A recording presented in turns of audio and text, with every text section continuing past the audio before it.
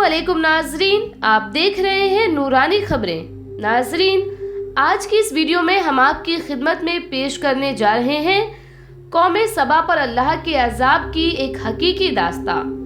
नाजरीन, कौम सबा यमन में रहती थी। यहाँ के लोग बड़ी नेमतों और राहतों में रहते थे और चैन और आराम की जिंदगी गुजार रहे थे। अल्लाह तबारक व ताला ने इस कौम को समझाने के लिए 12 से 13 पैगंबरों को भेजा था, लेकिन ये कौम अपनी नाफरमानियों और तकब्बुर की वजह से अजाब इलाही में गिरफ्तार हो गई। नाजरीन, आज की इस वीडियो में हम आपको बताने वाले हैं कि कौम सबा के ऊपर अजाब क्यों और कैसे आया और इस अजाब के आने की वजह चूहे कैसे बने।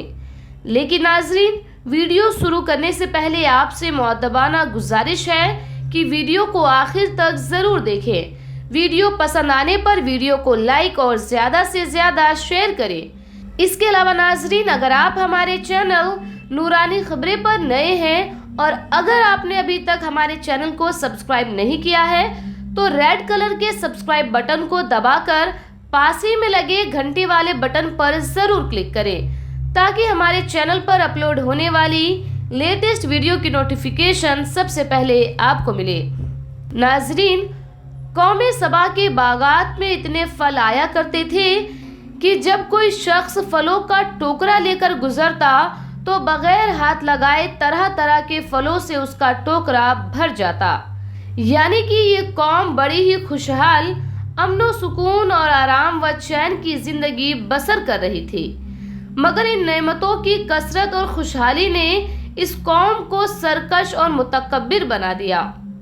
अल्लाह तबारक व ताला ने इस कौम की हिदायत के लिए एक के बाद एक 13 नबियों को भेजा, जो इस कौम को अल्लाह की नेमतें याद दिला दिला कर अजाब इलाही से डराते। मगर इस कौम के सरकशों ने अल्लाह तबारक व ताला के मुकद्दस नबियों को ही झुटला दिया और इस कौम का सरदार, जिसका नाम हम्माद था, वो इतना मुतकब्बिर और सरकश आदमी था कि जब उसका लड़का मर गया तो उसने आसमान की तरफ थूका और कुफ्र करने का ऐलान कर दिया। यहाँ तक कि लोगों को ऐलानिया कुफ्र की दावत देने लगा और जो लोग कुफ्र करने से इनकार करते थे ये उन लोगों का कत्ल कर दिया करता था और अपने पास आने वाले अल्लाह के नबियों से बेअदबी और गुस्ताखियों के साथ कहता कि आप लोग अल्लाह पाक से कह दीजिए कि वो अपनी नेमतें हमसे छीन ले। जब हम्माद और इस कौम के लोगों का तकब्बुर बहुत ज़्यादा बढ़ गया तो अल्लाह तबारक व ताला ने इस कौम पर सैलाब का अजाब भेजा, जिससे लोगों के घर और मकानात सब के सब गर्क होकर फना हो गए और पूरी बस्ती इस तरह रेत की टीले में तब्दील हो गई और इस तरह यह कौम तबाह बर्बाद हो गई। इनकी बर्बादी मुल्क अरब में एक मिसाल बन गई। उम्दा और बेहतरीन फलों की बागात की जगह यहाँ जंगली झाड़ियाँ और कांटेदार दरख्त उग आए और यह एक खौफनाक जंगल बन गया। उसके बाद यह कौम उम्दा और लजीज फलों के लिए तरस गई। नाजरीन इकराम, अब हम आपको बताते हैं कि इस कौम पर यह अजाब कैसे आया। तो नाजरीन, कौम सबा की बस्ती के किनारे पहाड़ों के दामन पर एक बांध यानी डैम बांधकर मल्लिका बिल्किस ने 3 बड़े बड़े तालाब नीचे बना दिए थे।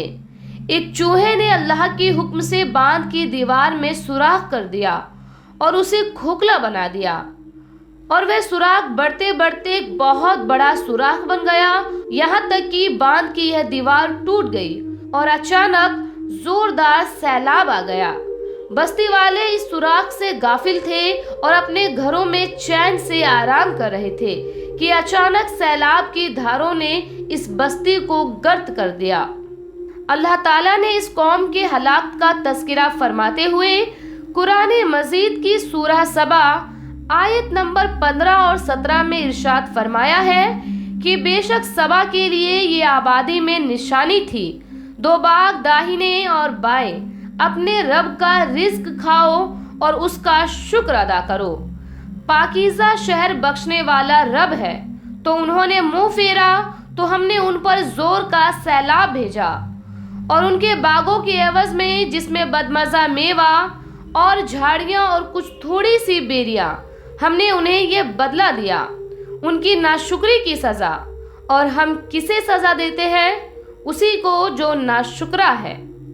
ناظرین، قوم سبا کی یہ ہلاکت اور اس کی بربادی ان کی سرکشی اور اللہ کی نعمتوں کی ناشکری کے سبب سے ہوئی۔